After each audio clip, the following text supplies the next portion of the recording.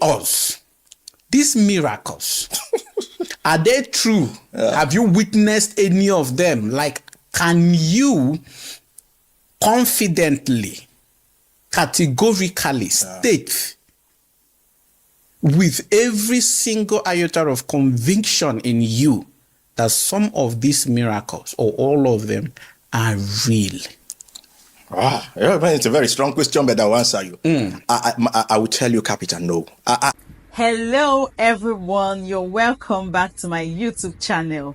We are not even done with the arrest of Speed Darlington over a defamatory statement that was made against Burna Boy. And just it's been reported that Dr. Paul Eneche arrested two of his biological brothers and one of his ex-ministers over the same defamatory issue. Oh my God! Everybody knows Dr. Paul Enenche. Nobody will say, I don't know this man. He's a highly respected man of God, and he is so respected even by me. He's a senior pastor of the Dunamis International Gospel Center, which their headquarters is in Abuja.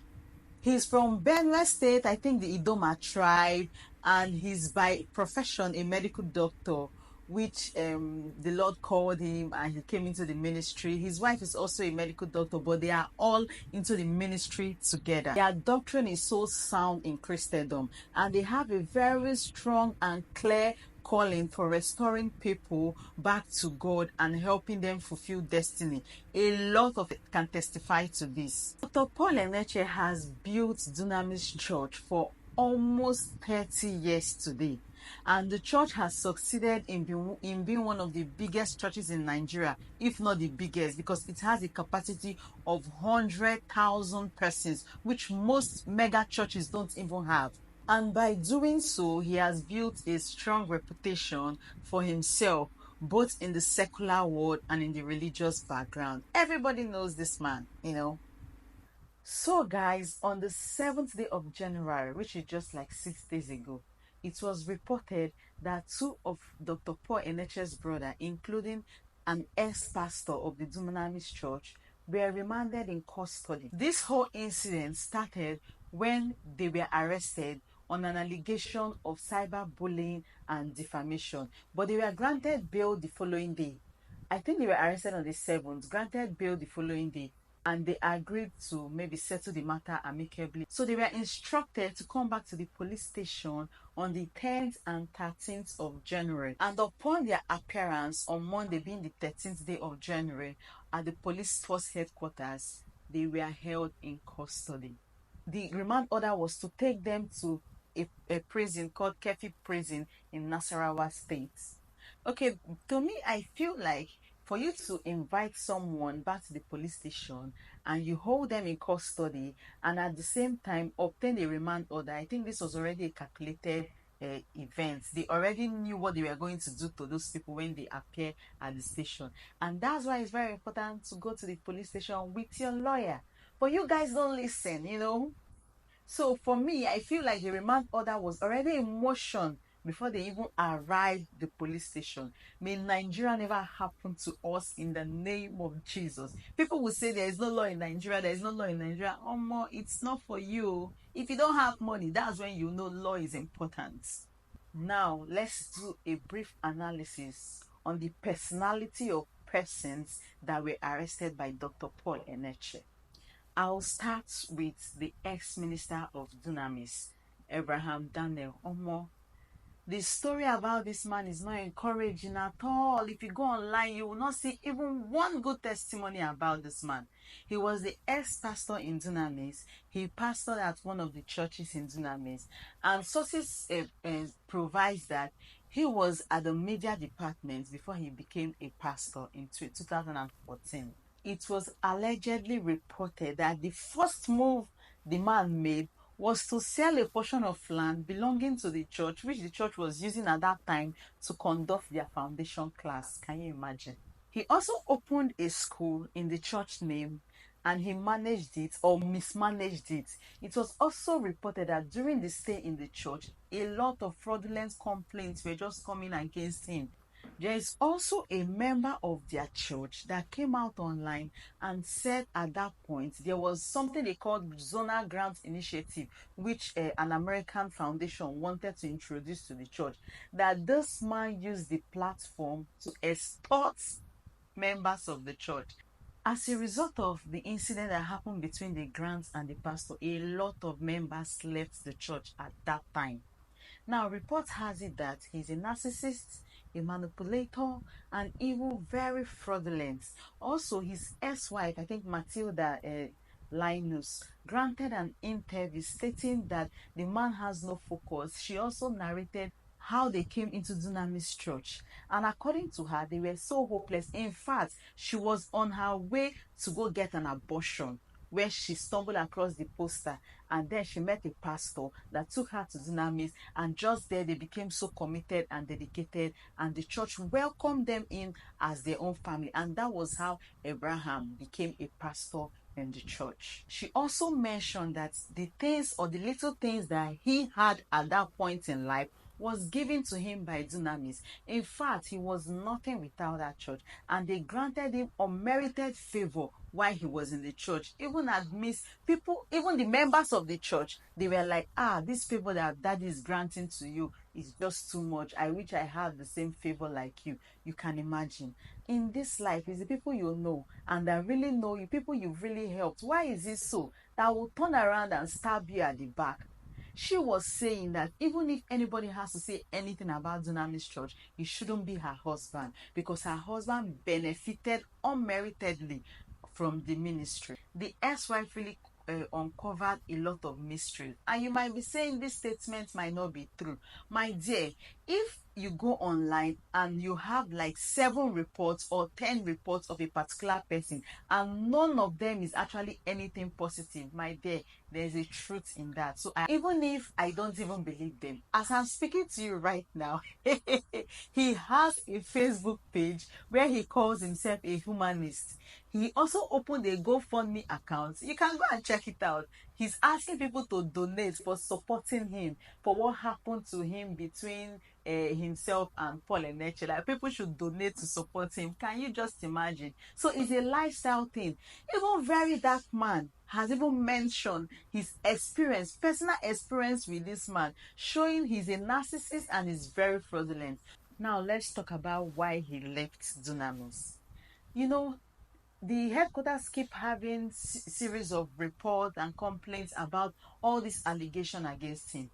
Then they had to replace him. They replaced him with another person and told him return back to the headquarters, and he became a member there, back to the media unit. And that was just the problem, so that the headquarters can carry on an investigation concerning all these allegations and come up with a conclusion.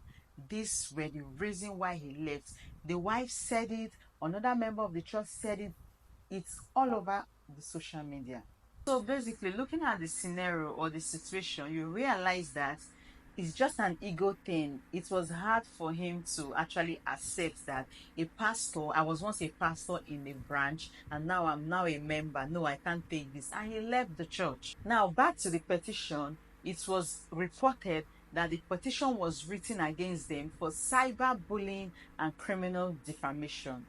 If the petition was for cyberbullying and criminal defamation, now you ask what really happened. A podcast was granted. A video surfaced online where the ex-pastor Abraham granted an interview defaming Dr. Paul Eneche and his ministry. He was asserting all manner of allegations against the ministry. He even went ahead to say that most of the miracles that were done or testified in the ministry and in the church were all arranged.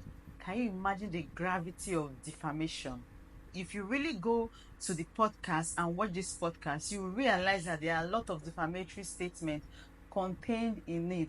And for someone that has built his reputation for this long, won't take it lightly. A lot of Nigerians are criticizing the man of God. They are saying that his actions are not likely to be that of a man of God, that he shouldn't have reacted that way. He should have forgiven them, and with time everything will fade away. That he shouldn't have even listened to all the allegations, and he would have overlooked, because he preaches forgiveness, he would have practiced forgiveness. Guys, what do you think? Me, my opinion is, or let me say, I think entertaining such comments will only mean that there's an iota of truth in it. People will start thinking that maybe there is a little, should I say, sincerity or truth in what the man is saying. And it will go a long way in painting the image of the pastor, the ministry, and the body of Christ in general. How can you say somebody is arranging miracles, that when you conduct healing, after conducting healing, people that are sick are even more than people you healed? What kind of allegation are all these things? What do you guys even mean? That somebody should not react to a gravity of offense like that just because the person is a pastor. You guys should change that narrative, because change it. They are humans, and this man has built his reputation over the years. He has a reputation to protect. These other people making those statements care less of, they don't even have any, and even if they do, they care less of their reputation. So you can't be saying that he shouldn't react because he's a pastor. You know, the role of a religious leader is actually seen as a discreet, gentle, humble position in the society. They are saying they shouldn't get angry. If someone slaps them, they should turn the other cheek for the person to give them another slap. Even the Bible preaches it, that when you're beating on one cheek, you should turn the next one. So pastors are not supposed to get angry. They're not supposed to act. You know, people have that impression about the role of a religious leader. Bible also says that you should forgive your neighbors 70 times 7 times. So because the Bible preaches forgiveness, I think these are the basis upon which a religious leader is not supposed to react or act in a violent or harsh manner.